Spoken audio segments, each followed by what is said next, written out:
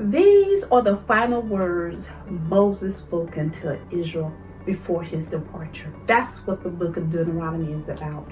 Moses was at the age of 120 years young, and he spoke his final words to the people of Yehovah. These weren't simple words. It took 34 chapters, 959 verses, and 28,352 words to say, "Now therefore hearken, O Israel, unto the statutes, unto the judgments, which I teach you, for to do them that ye may live, and go in and possess the land which Yehovah Elohim of your fathers giveth you."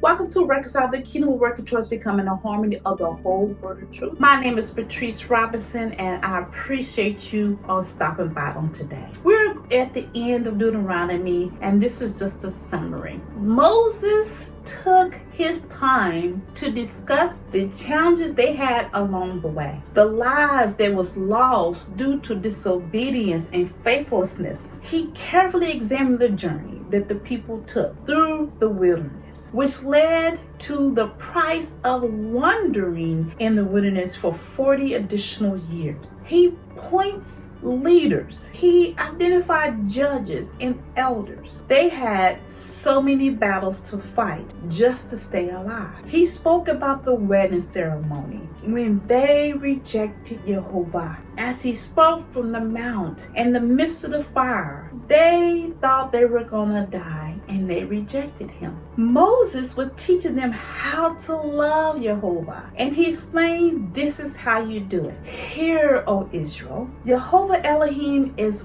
one, and thou shalt love Yehovah thy Elohim with all thy heart, with all thy soul, and with all thy might. Hear means Shema. Shema means hear and obey. You love Yehovah by hearing and obeying his commandments. Many denominations miss this because the Torah isn't important to them. They say we have Jesus, so we no longer need the Torah. They miss that Yeshua came to point them to the Father. They miss Yeshua came to renew the covenant that the people were faulty at. The covenant wasn't faulty, the people were faulty. They miss Yeshua teaching that the Torah, the prophets, and the writings will not end until this heaven and earth pass away. Moses spent his time getting the people and the new pastor prepared to cross over the river Jordan. He did not want them to forget Yehovah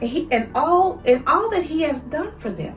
He set them free from bondage, from slavery, from out of the house of slaves from Egypt. He warned them about serving other gods, other idols. All of the gods are idols. He reminded them they were freed and that they was fed manna. They was fed manna all the way to the book of Joshua. Now we're going into the study of Joshua. You're going to find out when manna actually ends. He gave them the wealth of Egypt. So they was blessed. They got the wealth of Egypt. They were fed manna. They were freed from slavery. He wanted them to remember what kindles Yehovah's anger when they made the golden calf. This is one of the many gods that the Egyptians had served. So they brought all that in to the wilderness with them, and they almost ended up, destruction, destroyed. Almost. But Moses pled for their lives. It's worth noting, at the times of his speech, Moses made sure that the congregation, that the assembly, the church, the ecclesia knew of their rebellion, that they were known for their stubbornness and their faithlessness. He reminded them that they did not have faith in the king to conquer and possess the land, and had to again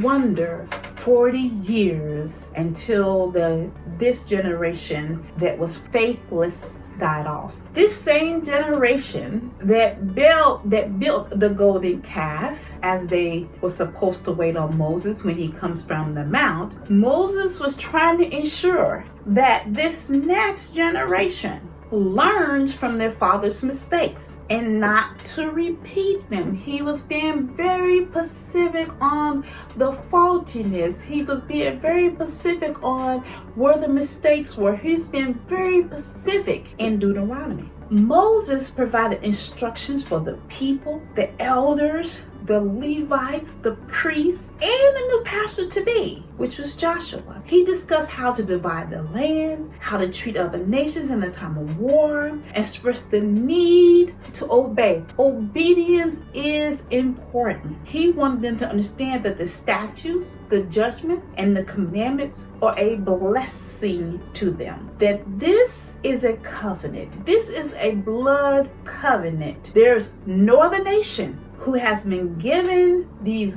governing instructions as these, because these instructions is a blessing to you. Do you know that the laws of the land that we have here in the United States are more than what Yehovah had written in his book? Did you know that the kings had to govern their people? The kings of Israel was supposed to govern their people according to the Torah. Now, you read in the book of Deuteronomy where if the king wanted the people and their restrictions, that the king had to be from their brethren, and he had to write his own copy of the Torah. Not just write the copy of the Torah, he had to sit in front of the priest and write his copy of his Torah. So he had to know how to govern Yehovah's people. Now, this sounds all good to plant a king among you, a brethren, and that he had to do all of this. But this also means Yehovah was prepared. Yehovah knew that he will yet again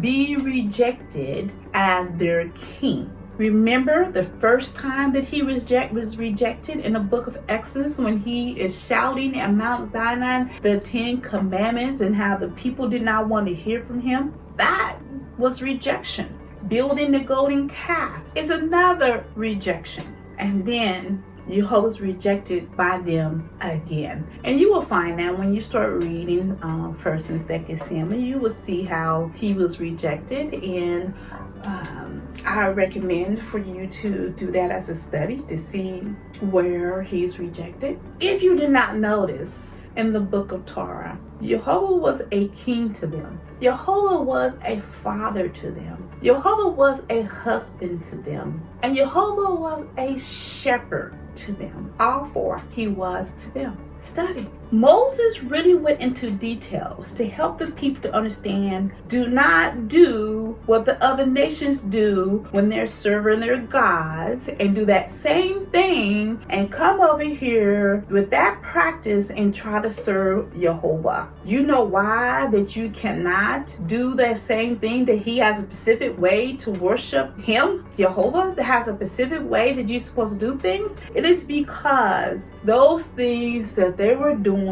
were detestable. This is why these people was facing judgment and they were being removed from their land. Remember, he told Abraham he's waiting on the time of the Amorites. So the Amorites will be judged. This is why these people were removed off their land, because they were facing judgment. Whether you know it or not, many do the same thing today. Without realizing it, they practice things that are not the ways of worshiping Yehovah, and some do know they're not doing it correctly. I always say that it is a different suit, but the same tricks. This is why he's given us those warning signs. This is how we to identify those false prophets, those false teachers. You have to study about the Torah. This is how you will understand, and I recommend you do so because it teaches you a lot more than what you think. There's so much to learn from the Torah. You'll be able to recognize those wolves. Each book offers such great wisdom, knowledge, and understanding. I love the way Moses put this. I'm going to read this. It's not in heaven that thou shouldest say, who shall go up for us to heaven and bring it unto us that we may hear it and do it, here and away. Neither is it beyond the sea that thou should say, who should go over the sea for us and bring it unto us, that we may hear it and do it. Another hear and obey, another Shema. As you continue, he explains how you can do it, because the deal is sin desires to have us. What he written in about Cain in Genesis stands for us today, stands for the people of today. Prior to Moses leaving the flock, he written a song. He written a song to testify against them. It was a witness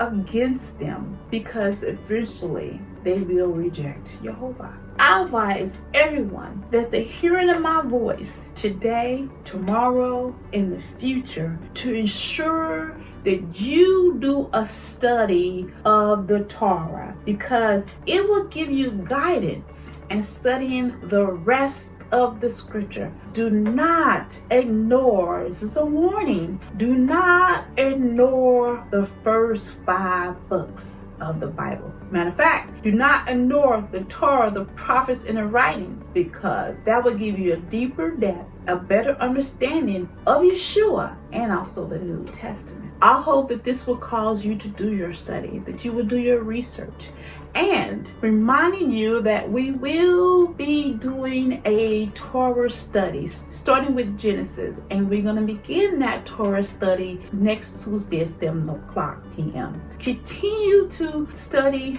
the book of Joshua with me. Remember, this is a 30-day study on the book of Joshua, so I encourage you to learn what the pastor, the new leader, how he is applying what he learned from Moses, how he is applying those commandments, those statutes, those judgments, and ordinances to lead Yehovah's people. As always, man does not live by bread alone, but every word that proceeds out of the mouth of Yehovah. Have a blessed rest of the week, and thank you for joining me on today.